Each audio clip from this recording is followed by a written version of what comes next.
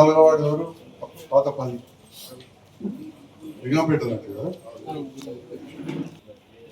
కళ్యాణ్ చెప్పు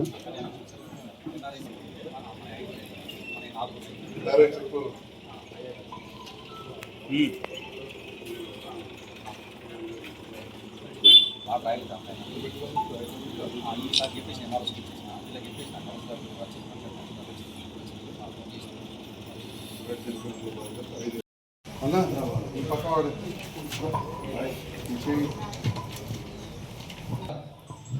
భర్త పేరు ఏదమ్మా చిన్నవాడకట్టమ్మా ఇప్పుడు పొందుందా అనుమూల శంకర్ శంకర్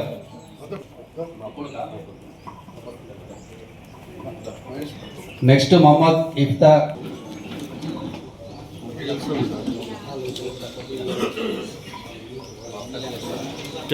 అన్నా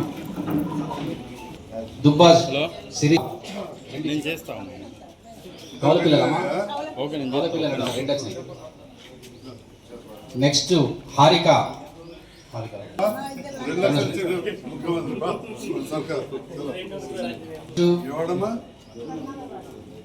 బాల మిర్జా పర్స విమల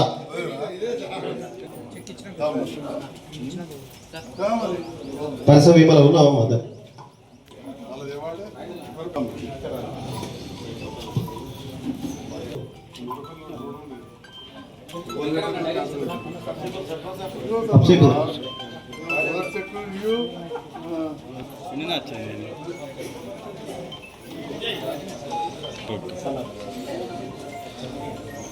ఇంకోటి కూడా కన్నాపూర్ పురాణం గంగు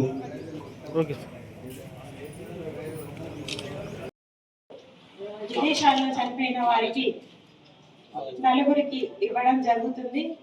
ఇంత మంచి కార్యక్రమం ప్రభుత్వం చేపట్టి ముందుకు సాగుతున్నందుకు మన సీఎం రేవంత్ రెడ్డి గారికి ధన్యవాదాలు తెలియజేసుకుంటూ ఇప్పుడు చెక్కుల పంపిణీ కార్యక్రమం మొదలు కాబోతుంది. అర్బన్ మరియు రూరల్ మండలాలకు సంబంధించిన పెళ్లిళ్ళు చేసుకున్న వారికి ఇచ్చే కళ్యాణ లక్ష్మి షాదీ ముబారక్ చెక్కుల పంపిణీ కార్యక్రమం, అదేవిధంగా గల్ఫ్ కార్మికులు గల్ఫ్ దేశాల్లో చనిపోయిన వారి కుటుంబాలకు 5 లక్షల ఎక్స్గ్రేషియా ఇచ్చే కార్యక్రమాన్ని ఏర్పాటు చేసిన గౌరవ తహసీల్దార్ గారికి ఒకటి, గత ప్రభుత్వ హయాంలో కూడా కళ్యాణ లక్ష్మి చెక్కులు ఇచ్చే కార్యక్రమం 1,116 ఉంటే గౌరవ ముఖ్యమంత్రి రేవంత్ రెడ్డి గారు ఇంటి కార్యక్రమాన్ని కూడా మళ్ళీ కూడా కొనసాగిస్తూ నిరంతరంగా పెళ్లి చేసుకున్న ప్రతి ఆడపిల్లకు 1,116 రూపాయలు చెక్ ఇచ్చే కార్యక్రమం ఈరోజు జగిత్యాల్లో, సారంగాపూర్లో, రాయకల్లో కూడా ఏర్పాటు చేసినాం.